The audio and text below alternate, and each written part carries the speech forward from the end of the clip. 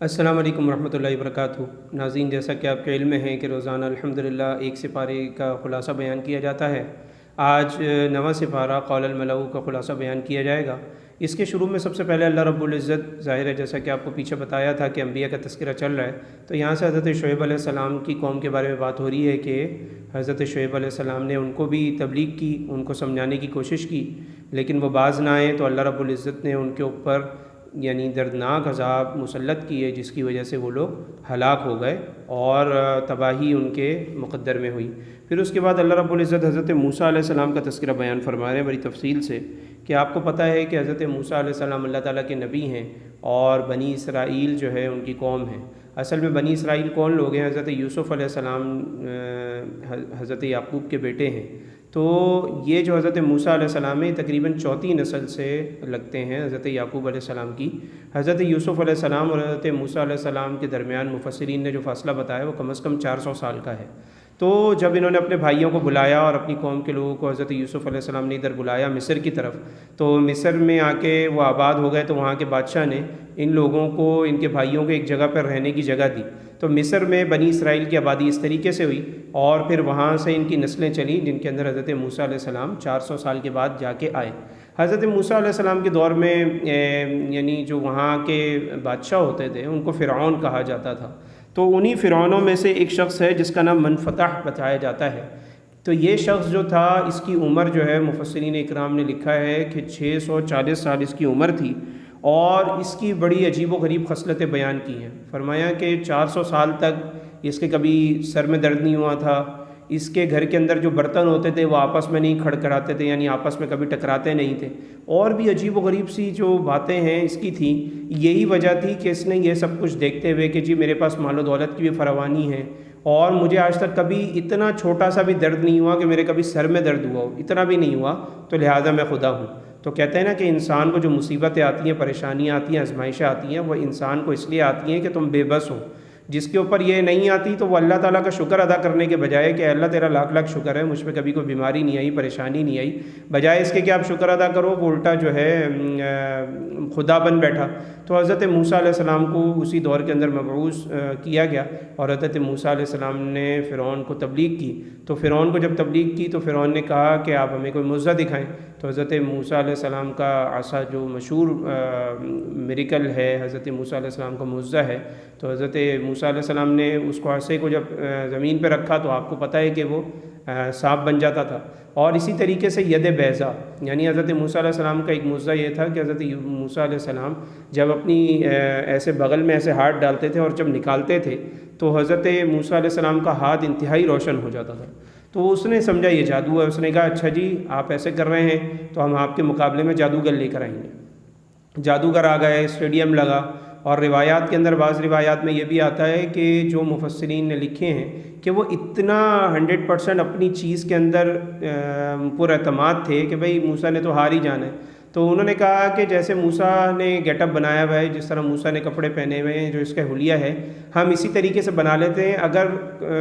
کل یہ ہار گیا موسیٰ تو نعوذ باللہ کہیں یہ نہ کہیں کہ جی میرے تو کپڑے بھی ویسے نہیں تھے، انہوں نے تو چست لباس پہنا ہوا تھا، یہ تو اسپورٹس والے کپڑوں میں آئے تھے، میرے تو کپڑے اٹک رہے تھے، میں اس لیے ہار گیا۔ مطلب ان کو اتنا یقین تھا حضرت موسیٰ علیہ السلام کے ہارنے کے اوپر۔ لیکن ہوا کیا، جب مقابلہ شروع ہوا، لاکھوں لوگ وہاں پہ جمع ہوئے، تو حضرت موسیٰ علیہ السلام نے اپنا عصا مبارک جب پھینکا تو ان کی جو تھی رسیاں، جو سانپ جو تھے وہ بیسیکلی رسیاں اور لکڑیاں تھیں جو دیکھنے والوں کو سانپ نظر آ رہے تھے۔ تو حضرت موسیٰ علیہ السلام کا عصا پورا نکلا، اور نکلنے کے بعد وہ ساری چیزیں کھا گیا۔ تو وہ جادوگر تو ریئلٹی جانتے تھے، ان کو پتہ تھا کہ حقیقت کیا ہے، تو وہ فوراً ایمان لے کر آ گئے، اور فرعون نے ان کو بہت زیادہ ڈرانے دھمکانے کی وہ دی کہ ہم تمہیں مار دیں گے اور تمہیں کاٹ دیں گے، تمہیں سولی دے دیں گے۔ تو وہ کسی بھی طریقے سے نہیں مانے، اور ان کو اسی رستے کے اندر قربان ہونا پڑ گیا۔ تو حضرت موسیٰ علیہ السلام نے ایک مرتبہ اللہ رب العزت سے پوچھا کہ یا اللہ وہ تو میرے مقابلے میں نکلے تھے، تیرے نبی کے مقابلے میں، تو آپ نے ان کو ہدایت کیسے دے دی؟ تو اللہ تعالیٰ نے ارشاد فرمایا کہ موسیٰ وہ تیرا گیٹ اپ بنا کے آئے تھے، وہ تیرا حلیہ بنا کر آئے تھے، اور مجھے اس بات پر شرم آئی کہ جو تیرا حلیہ اختیار کرے میں اس کو بغیر ہدایت کے چھوڑ دوں۔ تو علماء یہی تو کہتے ہیں، ایک شخص کہتا ہے یار نمازیں نہیں پڑھی جاتی، میں داڑھی رکھ کے کیا کروں، جھوٹ بولنے سے پرہیز نہیں ہوتا، میں داڑھی رکھ کے کیا کروں؟ تو فرمایا کہ بھائی گیٹ اپ تو بناؤ۔ بہت سارے لوگ کہتے ہیں یار داڑھی رکھ کے گناہ کر رہے ہو، تو بھائی جو داڑھی رکھ کے گناہ کر رہا ہے وہ تو ایک گناہ کر رہا ہے، یا آپ یہ کہتے ہیں کہ وہ داڑھی کو شرمندہ کر رہا ہے، تو آپ کون سا کوئی ڈبل گناہ نہیں کر رہے؟ آپ ایک گناہ تو گناہ کر رہے ہیں، اور دوسرا گناہ کیا ہے کہ جو آپ نے داڑھی کاٹی ہوئی ہے یہ گناہ آپ کے ساتھ ہمیشہ لگا ہوا ہے۔ علماء کرام نے فرمایا ہر گناہ کا ایک وقت ہوتا ہے، یعنی ایک گناہ شروع ہوا اور کسی خاص منٹ کے بعد جا کر، یا خاص میں ایک شخص نے جو ہے وہ گن کو لوڈ کیا اور کسی کو گولی مارنے کے لیے اس کی طرف کیا، اس کا گناہ شروع ہو گیا۔ اب جب اس نے قتل کر دیا گناہ ختم ہو گیا، یعنی جتنا گناہ ملنا تھا وہ اس کو مل چکا۔ لیکن یہ داڑھی کا گناہ ایسا ہے کہ یہ جو گناہ ہے یہ انسان کے ساتھ ہر وقت چپکا ہوا ہے، وہ نماز پڑھ رہا ہے پھر بھی اس کو گناہ مل رہا ہے، وہ طواف کر رہا ہے پھر بھی اس کو گناہ مل رہا ہے، تو یہ ہر وقت چلتا پھرتا آپ کا گواہ ہے کہ آپ کے منہ پہ جو ہے نا ایک ایسی نشانی ہے کہ یہ آپ گناہ گار ہو رہے ہیں اور آپ گناہ کبیرہ کے مرتکب ہو رہے ہیں۔ تو آپ نبی کی سنتوں کو اپنائیں۔ جب آپ نبی کی سنتوں کو اپنائیں گے، تو کافروں نے جب نبی کی سنت کو اپنایا تو اللہ پاک نے ان کو بھی ہدایت دی، بشرطے کہ ان کی نیت جو تھی وہ بھی نیت بھی ان کی نہیں تھی، لیکن پھر بھی اللہ تعالیٰ نے ان کے گیٹ اپ کے صدقے ہی ان کو اللہ تعالیٰ نے ہدایت دے دی۔ پھر اللہ تعالیٰ یہ فرما رہا ہے کہ جب یہ لوگ ہار گئے، اس کے بعد فرعون جو ہے ان کے اوپر، فرعون پھر ضد پہ، ہٹ درمی پہ جو ہے وہ اٹک گیا، اور اس نے سوچا کہ جی یہ بہت برا ہوا ہے میرے ساتھ، اور وہ عناد کے اوپر آ گیا بجائے اس کے کہ ہدایت پہ آتا۔ پھر اللہ تعالیٰ کہہ رہا ہے ان کے اوپر مختلف قسم کے عذاب نازل ہوئے، ٹڈیاں آ گئیں، پھر جو مینڈک آ گئے، اتنے مینڈک ہو گئے کہ منہ کھولتے تھے ان کے منہ میں مینڈک جاتے، اور پانی کے اندر کیا ہوا کہ جو پانی تھا اس پانی کے اندر خون اترنے لگا۔ تو یہ سب اللہ تعالیٰ کی طرف سے ان کے اوپر عذاب تھا۔ پھر ہوا کیا کہ بنی اسرائیل جو تھے، آپ کو پتہ ہے کہ وہ ایک جگہ پر رہتے تھے، اور وہاں سے ان کو اللہ پاک نے نجات دی، فرعون کو غرق کر دیا۔ تو جب یہ دوسری بستی کے اندر چلے گئے تو وہاں پر کیا ہوا کہ انہوں نے کہا کہ جی ہم یہاں پر رہتے ہیں تو ہمیں کچھ ڈائریکشن ملنی چاہیے، کوئی ہدایت نامہ جس کو دیکھ کے ہم آگے چلیں۔ تو حضرت موسیٰ علیہ السلام کوہ طور پہاڑ پر گئے، اور پیچھے حضرت ہارون علیہ السلام کو اپنی جگہ پر مقرر کر کے گئے نگراں۔ تو کیا ہوا کہ حضرت موسیٰ علیہ السلام کوہ طور پر چلے گئے، اور وہاں جا کے حضرت موسیٰ علیہ السلام نے اللہ تعالیٰ سے ہم کلام ہوئے، اور حضرت موسیٰ علیہ السلام نے جب ہم کلامی میں مزہ آیا تو زیارت کی اشتیاق ظاہر کیا کہ میں آپ کی زیارت کرنا چاہتا ہوں۔ تو اللہ تعالیٰ نے ایک پہاڑ کے اوپر تجلی نازل کی تو وہ ریزہ ریزہ ہو گیا۔ تو اللہ تعالیٰ نے اس طریقے سے یہ ان کو حضرت موسیٰ کو بتایا کہ آپ اس دنیا کے اندر میرا دیدار نہیں کر سکتے۔ بہرحال پیچھے کیا معاملہ ہوا؟ پیچھے یہی ہوا کہ حضرت ہارون علیہ السلام جب واپس آئے تو سامری نے جو بچھڑا بنایا ہوا تھا لوگ اس کی پوجا کر رہے تھے، جس کے اوپر حضرت موسیٰ علیہ السلام نے حضرت ہارون علیہ السلام پر غصہ بھی کیا، اور پھر حضرت موسیٰ، حضرت ہارون اور جو ان کی قوم کے لوگ جو تھے جو ہدایت پر تھے ان کے لیے حضرت موسیٰ علیہ السلام نے بعد میں معافی بھی مانگی۔ تو یہ چیزیں ہوئیں، اور جو بنی اسرائیل تھے انہوں نے جب خود کہہ دیا کہ جی ہم اس سب چیزوں کے اوپر ایمان لے کر آئیں گے اور آپ لے کر آئیں تورات، تو جب ان کو تورات دی گئی تو انہوں نے کیا کیا؟ پھر نافرمانی کرنی شروع کر دی۔ تو پھر اللہ تعالیٰ نے کیا کیا کہ پہاڑ کو لا کے ان کے سر کے اوپر لا کے کھڑا کر دیا، اور فرمایا کہ اب اس چیز کو مانو۔ اب یہاں پر اشکال پیدا ہو سکتا ہے کہ بھئی یہ تو زبردستی ہے، جو مانتا ہے مانے، نہیں مانتا نہیں مانے۔ تو اس میں فرمایا کہ بے شک بالکل ایسی بات ہے، لا اکراہ فی الدین، دین میں کوئی زور زبردستی جبر نہیں ہے، جو شخص ایمان نہیں لے کر آ رہا اس کو زبردستی نہیں کر سکتے۔ لیکن یہ پرابلم کیا ہے کہ خود انہوں نے رولز مانگے، یعنی ایک بچہ ہے وہ اسکول میں داخلہ نہیں لے رہا ہے تو اس کے اوپر اسکول کے جو رولز ہوں گے، قاعدہ قوانین ہوں گے وہ اس کے اوپر لاگو نہیں ہوں گے۔ لیکن جب وہ بچہ اسکول کے اندر داخلہ لے لے گا اور ایگری کر لے گا، اس کے اوپر خود دستخط کرے گا کہ جی میں ان رولز کی پابندی کروں گا، ان قواعد و ضوابط کو مانوں گا، اس کے بعد اگر وہ ان سب چیزوں کو نہیں مانتا یا اس کے خلاف ورزی کرتا ہے تو اس کو سزا ملے گی۔ تو اللہ تعالیٰ نے بھی اسی لیے ان کے اوپر لا کے پہاڑ ان کے سروں پہ لا کے کھڑا کر دیا اور کہا کہ اب عہد شکنی نہ کرو۔ پھر آپ کو پتہ ہے کہ بنی اسرائیل ذرا ذرا سی بات کے اوپر عہد شکنی کرتے تھے، تو اللہ تعالیٰ نے کہا کہ بھائی تم اگر ان سب چیزوں سے، انہوں نے کہا کہ ہم تنگ آ چکے ہیں بار بار روزانہ کا ایک ہی کھانا، تو اللہ تعالیٰ نے کہا بھئی قریب بستی میں چلے جاؤ، اور اللہ تعالیٰ نے فرمایا کہ تم شکر ادا کرتے ہوئے جاؤ گے ادھر اور وہاں جا کے سجدہ کرو گے۔ تو انہوں نے سجدہ کرنے کے بجائے وہاں پر اپنے جو سرین ہوتی ہے اس کے بل چلنا شروع کر دیا۔ تو یہ انتہائی بدتمیزی کی بات تھی، اور یہ بہت زیادہ بدتمیزی تھی جس کو اللہ تعالیٰ نے اس میں پسند نہیں کیا۔ تو اس کے بعد اللہ تعالیٰ اس صورت کے اختتام کے اوپر اللہ تعالیٰ یہ بتانا چاہ رہا ہے کہ جو یہ شیطان جو ہے، آپ کو شیطان سے کیا کرنی چاہیے جب آپ کو غصہ آ رہا ہے، جب آپ کی نافرمانی، آپ کو لگتا ہے کہ نافرمانی ہو رہی ہے تو آپ پناہ مانگیں۔ پھر اللہ تعالیٰ یہ بھی ایک نیک آدمی کے بارے میں فرما رہا ہے جس کا نام بلعام بن باعور تھا۔ یہ شخص جو بہت زیادہ نیک تھا اور ہر وقت عبادت میں لگا رہتا تھا، تو حضرت موسیٰ علیہ السلام جب اس طرف ان کے علاقے کی طرف آنے لگے تو وہاں کے بادشاہ نے کہا کہ آپ جو ہے وہ موسیٰ کے خلاف بد دعا کریں، نعوذ باللہ۔ تو اس شخص نے پہلے انکار کیا، پھر جب اس کو لالچ دی گئی کہ بھئی تم اتنے پیسے لے لو اور یہ سب چیزوں سے پیچھے ہٹ جاؤ اور باقی بد دعا کر دو، تو جب اس نے بد دعا کی تو اللہ تعالیٰ نے اس کی بد دعا کے الفاظ تبدیل کر دیے اور اس کی زبان پہ بد دعا کی جگہ دعا جاری ہو گئی۔ اس کی نیت بد دعا کی تھی، لیکن حضرت موسیٰ علیہ السلام کے خلاف اس کی زبان سے بد دعا نہیں نکل سکی۔ پھر اس نے کیا مشورہ دیا؟ اس نے کہا کہ بنی اسرائیل کو عورتوں کے فتنے میں مبتلا کر دو، تو اللہ تعالیٰ نے فرمایا کہ بلم بن باعور جس نے حق جانتے ہوئے بھی حق کا ساتھ نہیں دیا، تو اللہ پاک نے اس کی زبان جو ہے وہ کتے کی طرح لٹکا دی اور وہ کانپتا ہو گیا، جس طرح کہ قرآن نے بیان فرمایا۔ تو اس میں یہ فرمایا کہ آپ تقوی اختیار کریں اور کسی بھی قسم کی لالچ میں آنے کی ضرورت نہیں ہے۔ اسی طریقے سے ان آیات کے اندر اللہ رب العزت یہ بھی ارشاد فرما رہے ہیں کہ نبی صلی اللہ علیہ وسلم کو کہ آپ فرما دیجئے کہ مجھے کسی بھی قسم کا کوئی غیب کا علم نہیں ہے۔ اگر کوئی یہ سمجھتا ہے کہ مجھے غیب کا علم ہے تو مجھے بالکل بھی غیب کا علم نہیں ہے۔ وَلَوْ كُنْتُ أَعْلَمُ الْغَيْبَ لَاسْتَكْثَرْتُ مِنَ الْخَيْرِ، اگر مجھے غیب کا علم ہوتا تو میں بہت ساری خیروں کو اپنے لیے کیا کرتا؟ جمع کر لیتا۔ وَمَا مَسَّنِيَ السُّوءُ، اور اپنے پاس سے برائیوں کو دور کر دیتا، یعنی اپنے پاس برائیوں کو نہیں آنے دیتا اور ان کو میں دور کر دیتا۔ تو آپ دیکھیں کہ نبی صلی اللہ علیہ وسلم خود فرما رہے ہیں کہ مجھے غیب کا علم بالکل بھی نہیں ہے۔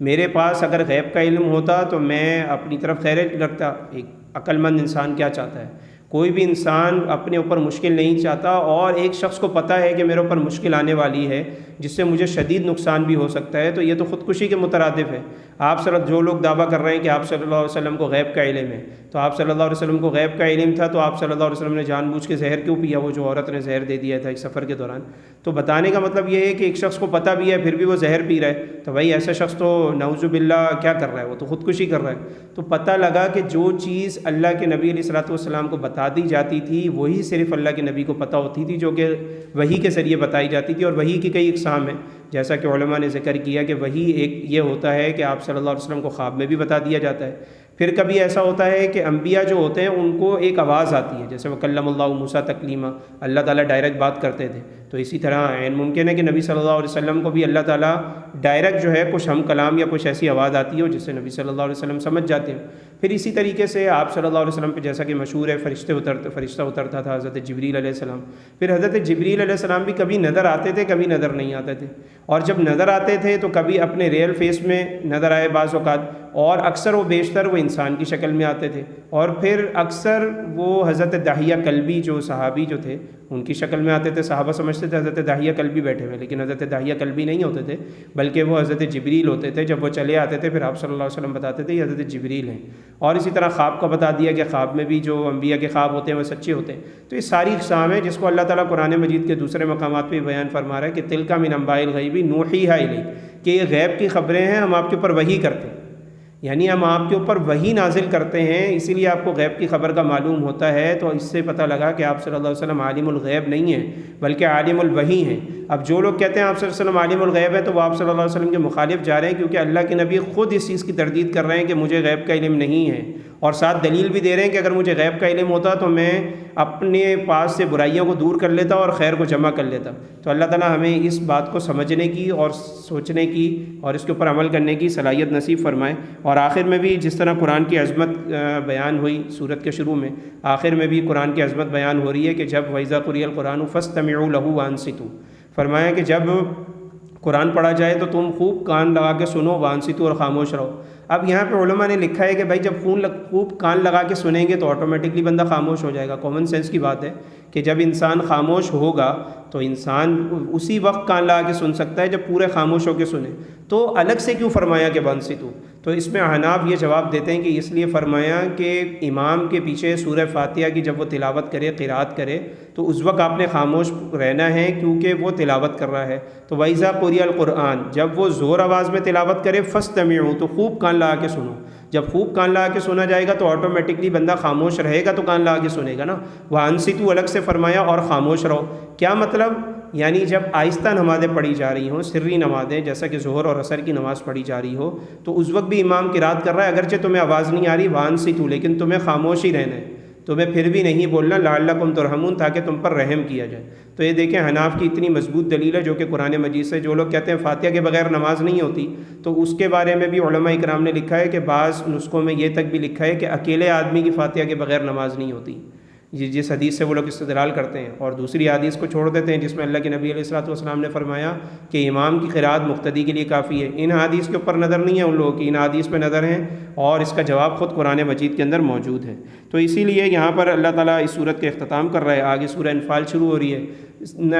انفال جو ہے وہ نفل سے ہے اور زیادتی کو کہتے ہیں، جیسے ہم فرض اور سنتوں کے ساتھ کچھ اضافی نمازیں پڑھ لیتے ہیں، تو اسی طریقے سے جو مال ملتا ہے، کافروں سے تو لڑائی کرنے گئے تھے لیکن ان کا مال بھی قبضے میں آ گیا، تو اب یہ زیادہ مال کہلا رہا ہے نا، زیادتی کہلا رہی ہے مال کی، تو اس کو انفال کہتے ہیں۔ تو یہ سلونک عن الانفال قل الانفال للہ والرسول وللرسول، یعنی جس طرح قرآن مجید کہہ رہا ہے کہ جو یہ آپ سے انفال کے بارے میں سوال کرتے ہیں تو آپ ان سے کہہ دیں کہ اس میں 5واں حصہ جو ہے